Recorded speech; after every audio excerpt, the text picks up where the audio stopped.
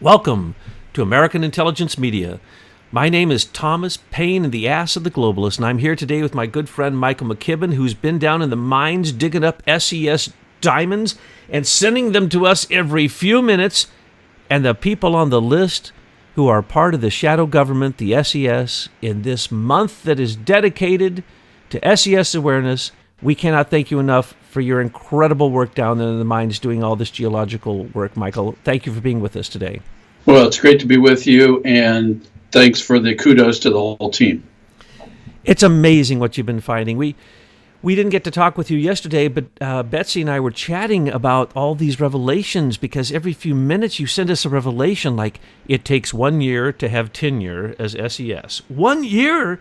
Where in the world do you get tenure after 1 year? And as far as you know, and as far as we know, there's no end to this. So once you get started pay, we haven't found any proof any SES pay ends. Is that true, Michael?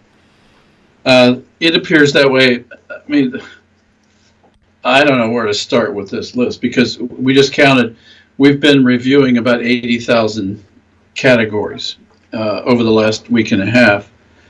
And the rules and the regulations are so convoluted that even if you spend 2 or 3 days with a flow chart, you're never going to see things circle back on each other. And everything's vague. It's always, well, it may be this or it may be that, and it could be this, and they're exempted from that. And, oh, by the way, these 3 categories don't count if it's the third Sunday of the month, and it just goes on and on. And not repeated this year. Oh, we don't have that information at this time. And we can't give you any information on any of the top dogs, the most evil people we plug in. We don't get any real statistics on what they're paid. Not only do they have the most extraordinary waivers for getting hired from, you can be literally a spy from Russia and be hired through the SES, because you get waivers on everything. You don't have to fill out any forms. You get top secret security clearances. You get the top pay. You get presidential awards. Tenure after a year. It's almost like I'd want one of those jobs, but I would know immediately that I was working for the deep state, the shadow government, and that this is not what all the rest of the civil servants get. Well, what it appears to be, the SES appears to be some sort of recruiting mechanism that's paid by us, the taxpayer, to allow these people to bring in new recruits and then watch them rise through the ranks. And the ones that are probably good soldiers do rise to senior positions, and the other ones just fade off and probably have some sort of the ongoing retirement pension, no matter how long they've been there. But I would say of the 80,000 names, I'm going to guess between a third and a half of the titles that are reported in there are blank, meaning they use different designations for telling the reader that we don't have to tell you who this person is. And one of them is pretty humorous. It's a category, temporarily canceled. And I'm thinking to myself, wait a second, you're supposed to report this to Congress every 4 years.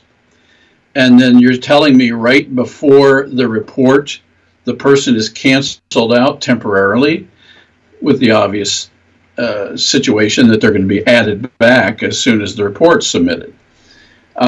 They really do think we're pretty stupid. But I would imagine that most people have never looked at these books.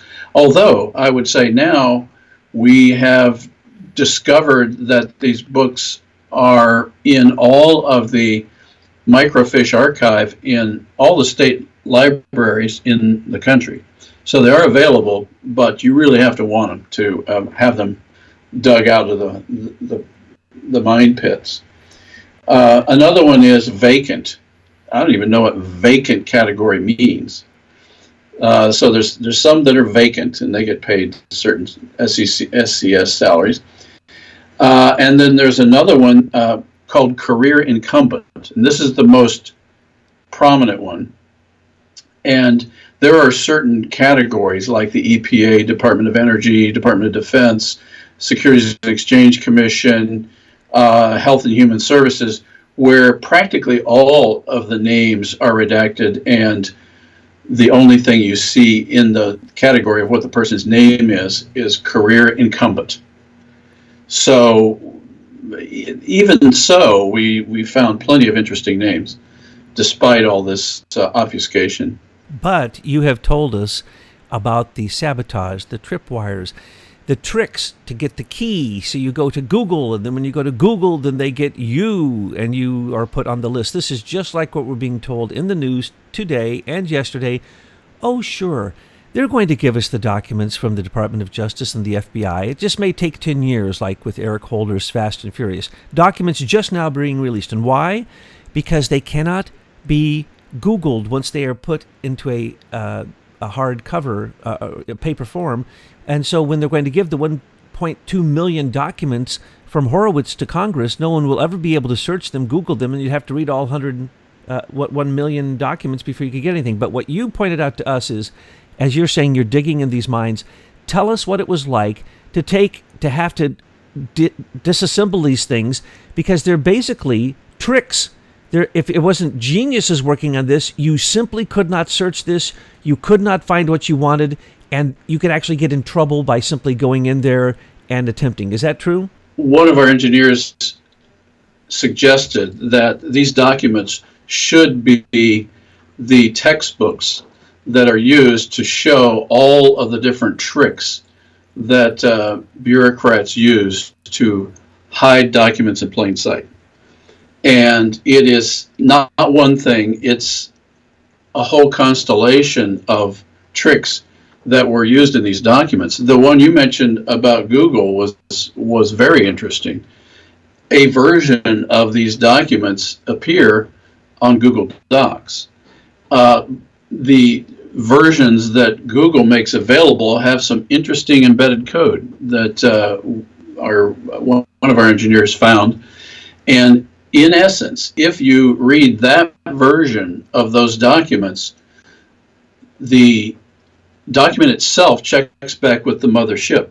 And there's enough information in this particular watermark inside the document to basically allow the system to record the person who's viewing the document, what their internet service provider is, and the actual address code of their machine. So it's very sneaky. It's a trap. And it's obvious trap. And then there are codes embedded in the system that even when a name will display, if you go to page 249 and you persevere that long, so that name might display on page 249. If you try to cut and paste it or move it to a Word doc or just even move it and show it to somebody else, the document locks up and you can't view it. So that's tricky. And then we're pretty certain there are some of these more recent documents have special trick fonts. And most people would know that a font is just a bunch of bits that's in a little library that are displayed on a screen. But there's a whole type of intelligence called steganography, which essentially means you can embed secret code in images so that the person viewing the image will not be able to see this embedded code. It's used a lot in intelligence to convey messages between spies. So you're just sending images to each other, and if you know it's a steganographic image, then you can unpack it and get the message. So it appears that all of these tricks are in these documents.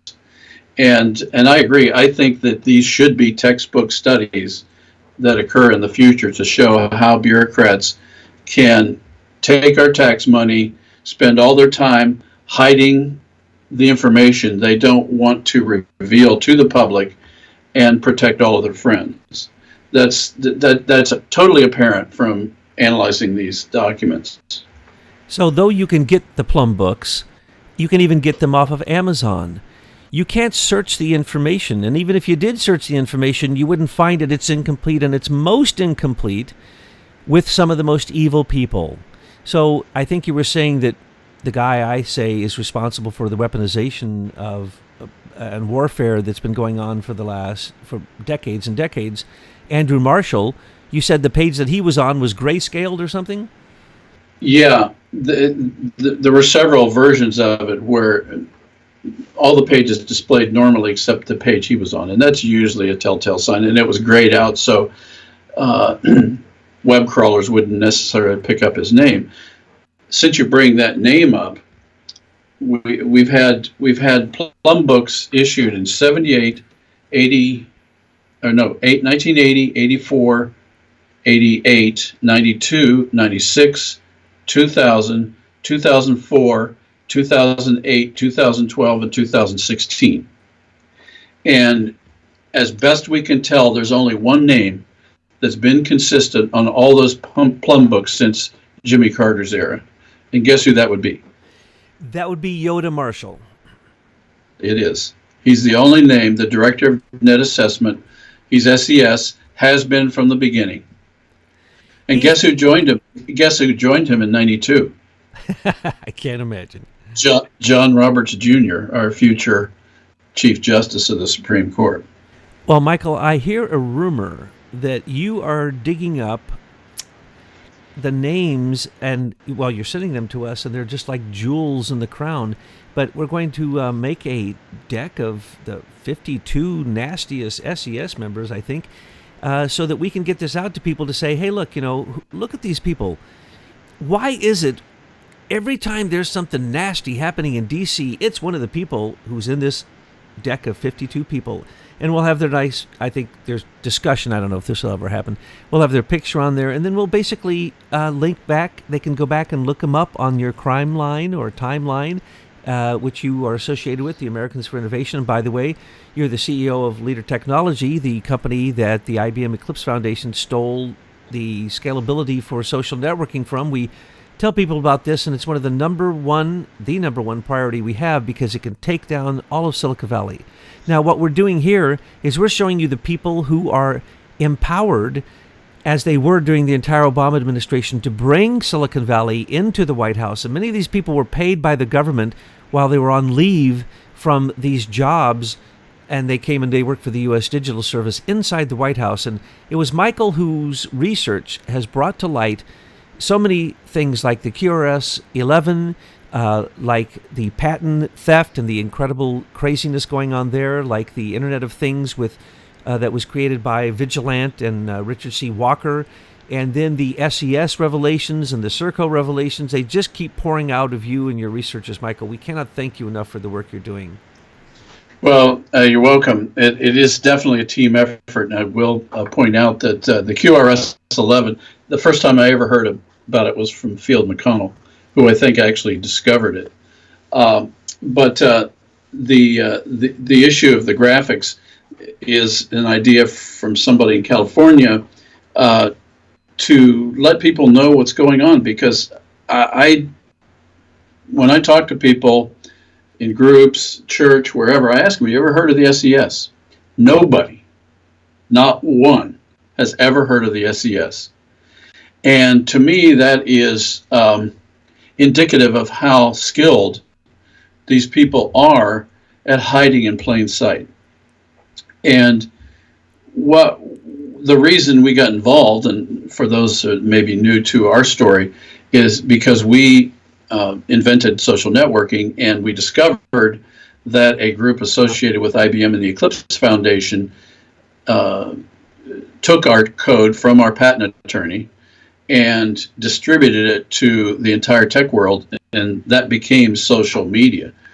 And what we started doing was first trying to figure out how did we lose when we won our case, how we, after we proved that Facebook had infringed our patent on 11 of 11 claims, how we ended up losing.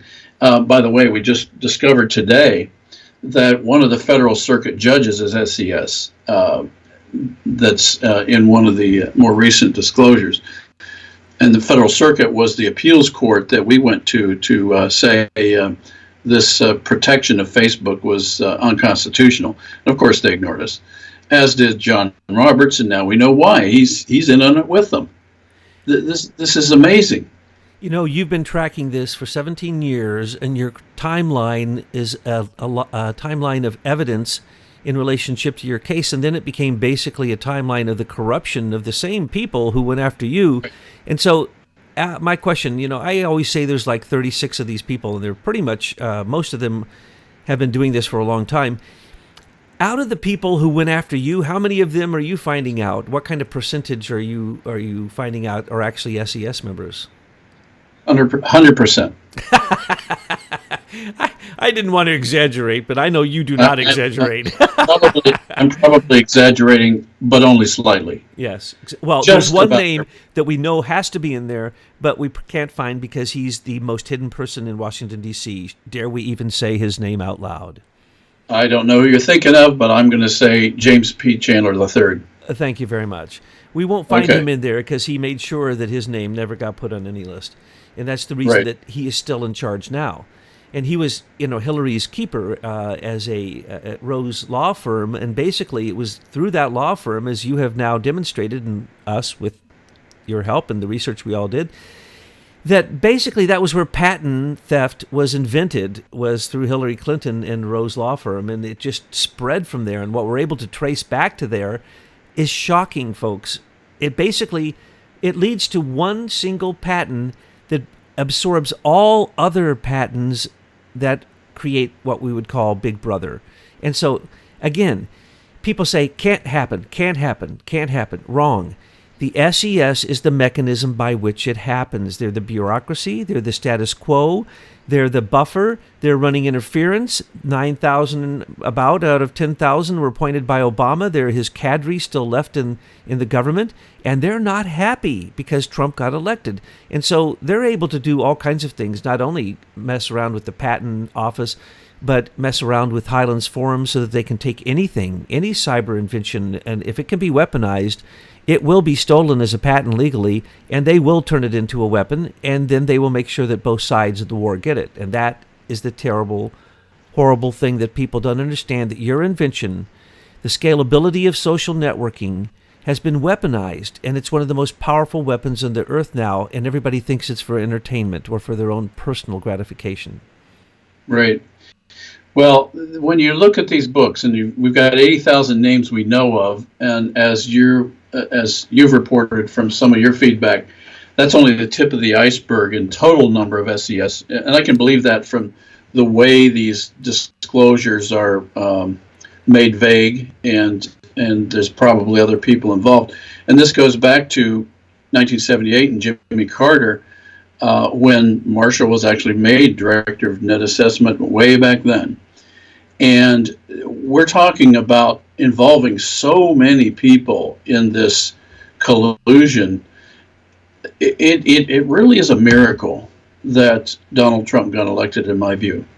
And in this week of miracles in my church, in the Orthodox Church, this is Easter week, and so I, having been involved with ministry to the communist world in my days as an evangelical, one of the things you learn over time is that when things seem impossible, that's when God moves. And it is very apparent to me that God gave us a reprieve so that we could discover this SES. And even though Field has been talking about it for 10 years, I guess it took a while for the rest of us to wake up to it. But I would say that anyone who wants justice, wants truth, has got to stop this SES group from continuing to sabotage the government, our government agencies. And that's really clear what this is about. I mean, just imagine you go to work tomorrow and there's this whole group of people there that you don't even know. You don't even know whether they're qualified to do your job. And yet you're told as the executive, you've got to work with them. And then they get to stay around, hang around at night, sabotaging everything you did in the day. That's what's been going on in our country since at least since 1978. The civil service was dismantled and turned into a corporate attempt to take over our government, to align with what had already happened with other things like, of course, the Federal Reserve, many other things I could go into. But the point Right. is this is just the same old, And the reason that it can happen is it's perfectly legal. Now, is it ethical? No. Is it right? No. Anyone who looks at this, do they get upset? Do they get wrathful? Yes. So I apologize. Sometimes I get a little carried away because this is just tough. It's like seeing a child being harmed. You better not harm a child in front of me. And you want to say later I was angry, you can say whatever it was that caused me to break your nose and throw you in the ditch to get you off that child. But I will do whatever it takes. And what I'm seeing here, we were so close to an overthrow of our republic, and we couldn't figure out the mechanisms. And now that we see some of these mechanisms, yes, we are in a war. But I'll tell you what, I was a martial artist, and I know one thing. If you get angry, you lose. So I don't get angry. I get wrathful. And yes, sometimes I'm going to use very harsh words. And the attacks, for instance, Michael, you just saved us from an attack the other day. We know exactly who it came from. We know exactly why it happened from a person, there are people with a lack of ethics out there who are, in fact, the opposite of what they say, and they attack anybody that they can because that's what they're there for. Can you tell us about the type of espionage, the type of the hacking that happened with that thing that you solved the other day? A trusted person, so this person must have been working with us for a little while, sent us in, what was it, a picture or something? It was a video, it was a Facebook video link. And it was encoded in such a way that it destroyed whatever you had typed on the page that it was displaying on. Could that be an accident, Michael? Oh, well, anything's theoretically possible, but it's certainly an interesting coincidence given what you were working on. And others in our group have had attacks. And as you know, since the moment we threw down the SES gauntlet, the entire alt media has exploded because we said, look, go to Wikipedia, type it in, read it. If in 5 minutes you don't become outraged because the deep state, the shadow government, whatever you want to call it, the bureaucratic status quo, it's there, and it's legal, and every one of these people is paid more than any civil servant from the beginning because they're appointed. And we just found out that, like everything with the Clinton Foundation, wherever money flows, they put up a toll booth and charge a tax. So they have, at Google headquarters, their own Clinton Executive Institute. Because as we said, the programming to get into this is very simple. You simply watch a few movies, you take a few tests, and they find out whether you are going to be a follower. What do they call that? Not an alpha person, but a beta person. If you're an alpha person, you're not going to get in. You have to agree to what they're doing. You even take an oath, and you're joining what would look like a paramilitary organization. And people don't understand. You can be a state senator for one term in certain states and receive that much money for the rest of your life as your retirement and full medical benefits. Then you can go over, well, let's say that you went up through the ranks. Let's say you were a county officer, and then you became a councilman, and then you became a representative, and then you became a senator. In this state where I live, you get a retirement from each one of those. If you were in one of them for 2 terms, the other one for 1 term, and the others for 1 term. I know people who have 4 retirements from the government. Okay. Well, there's an interesting category in those documents. It's the chief counsel for reemployment. So it appears that it has created its own government union within the SES, and that probably with that many people, they have situations where people are let go within the SES, and then these people can appeal back to get their job back, and they've got people to handle that. Well, yes. So even within a corrupt system, they have to have systems in order to fix things that go wrong within the system, and that's what they've got, a whole parallel structure. One of your revelations recently was that after a year, they can't be fired, and even the president may not know they've ever been hired, what they're doing, and he can't fire them either. That's right. And then they make a big point of that particular issue in every Plum book.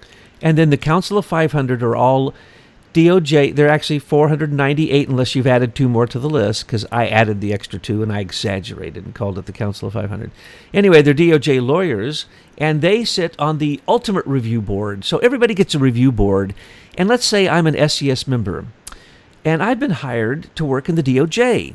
And I'm not a lawyer. I don't know what I'm doing, and who cares? It doesn't matter. Oh, but then after every 4 years, I get moved around. So then I get moved over to the FBI.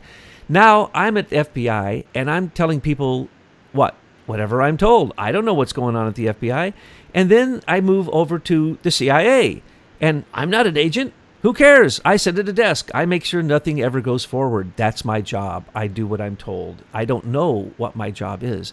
Now, let's say then that in any one of those positions, my underlings get to vote on whether I get a raise, but I get to fire them.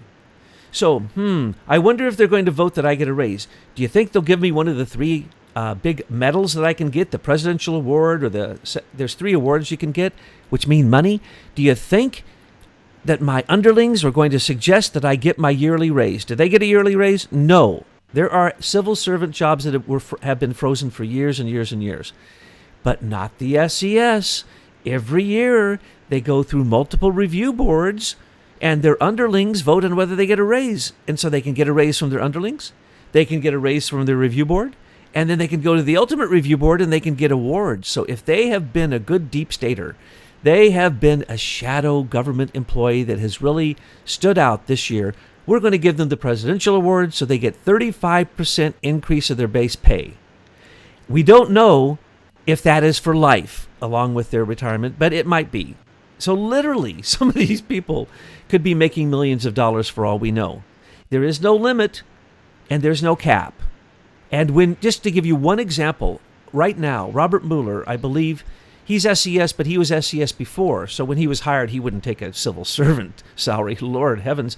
Right now, he and his 17 lawyers are already approved for spending $100 million on their investigation of a sitting president, which is really a coup d'etat, an attempted coup d'etat. $100 million. Every inspector general, as you pointed out, all the inspector generals are special cases. No one knows how much they make. No one knows anything about the inspector generals, except that they seem to be completely exempt from all laws. They're waived from everything. They act with complete impunity. No one knows how much they make. And if they're good deep staters, every year they could get multiple raises that are bigger than most raises you see out there in business anywhere. So, Michael, do I have it right? And where can I apply for a job? Oh, no, that's right. I love my company, the Republic. I would never take the vow. And if you have, and you're one of those good people they tell us we shouldn't be attacking, all I can say to you is, you took the vow. You knew exactly what you got into. You became an at-will employee that has to have due process. That is an oxymoron. So you can't be fired. So first off, you can't be fired. Then you got at-will to scare everybody from taking the job. And then you have due process. But why would you need due process when you can't be fired anyway? So this is the best job description I've ever seen. And if I happen to be a spy from Pakistan, come on in, Imran Awan. Go through the Clinton senior executive training program. We'll get you signed. Oh, don't worry about that top secret security clearance. We'll get you one of those. We got those lying around over here at the Clinton Executive Institute. All you have to do is watch. Oh, you don't need to watch the movie. You've already been programmed. You're a CIA asset. You don't even have to go through the training. Come on in. That's the way it goes. Let me read you one of the rules, descriptions of the career appointments within the SES. And it's a whole page, so I'm just going to pick a paragraph. A career appointee to an SES position serves a 1-year probationary period and thereafter may be removed only for cause. A career member of SES may not be involuntarily reassigned within 120 days after the appointment of a new agency head, or during the same period after the appointment of an immediate supervisor who is not a career employee. I love that one. Yeah, what does that mean? You can't stop the buffer. In other words, Jeff Sessions gets appointed, his SES person goes in, they can't leave for 4 months, and they have to stay there to obstruct justice and to make sure he can't get his job done. It seemed real clear to me. Why, you don't speak government language? No, I don't. Here's the next paragraph. Non-career appointments. Now, these are political appointments, the people we elect. Remember that? The procedures to be followed and qualifications required in the selection of non-career appointees are determined by agency heads. By law, no more than 10% of total SES positions government-wide may be filled by non-career appointees, 10%. The proportion of non-career appointees may, however, vary from agency to agency up to a limit of 25% within the overall total. To administer this provision, Office of Personnel Management allocates to individual agencies an authorization for the number of non-career appointments that may be made by agency. So look at that. They're actually limiting their competition to a total of 10% in all the agencies together. So they're defining the fact that they're in charge, they're going to stay in charge by this recommendation or law. Now, this isn't a law. This came out of the law. So they wrote this agency recommendation and essentially made it law without ever having a public hearing. You point that out all the time. These are regulations. They're not even laws, and then they have these administrative councils that can then even pass judgment on regulations, and even if they find that a regulation is horrible, they can have an administrative council that says, no, it's not, we like it, it can continue. Even though it's against the law, it's against the Constitution, and no one even knows it exists. And now we found that with SES. On every page of every document, you get doublespeak, you get nonsense, you get falsehood, political spin, untruth like crazy. And so thank you for, I'm sure it must make you crazy reading these things because all they do is contradict themselves. Right. Yeah. Reading it as an engineer, I said, this is just circular logic. It doesn't make sense. Oh, well, that's nice. You took care of yourself there. You took care of yourself there. I can't believe any of these people actually do work. No, my opinion is this.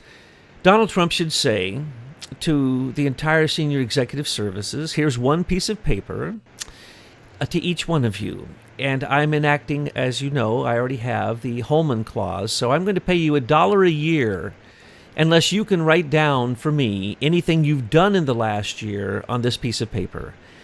You have to fill both sides. No one will fill the front side. All they do is obstruct. You will never find anyone except the top of the evil SES, which are the 36 we're talking about, and they basically run the whole show.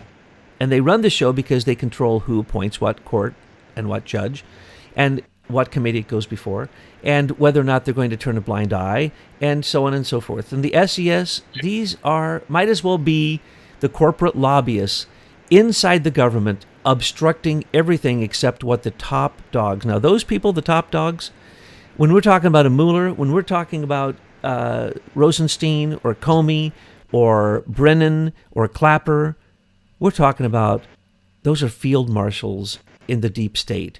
They're not hiding.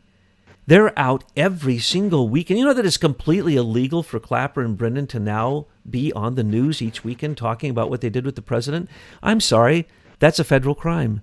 They both need to go to jail, but they have to because they're trying to defend the bureaucratic status quo. We could literally say SES because he's after the corporate intelligence. Those guys are all corporate intelligence. They go right out and they get a job working against the United States government for a company that works in America but is transnational, international, and is directed by the Highlands Forum's weaponization of new technology. So this is just shocking that people won't pick up the gauntlet and they won't say, oh my gosh, we have people who never heard of this before until recently who now make perfectly good sense, but we have people writing books about how to destroy the deep state. We have people who are screaming day in, day out about destroying the deep state, and they won't even address this. Well, I think that when you finally get the full list together, it's going to have a shocking amount of people on the list that will be in the media and will also be the very people that we see committing the biggest crimes.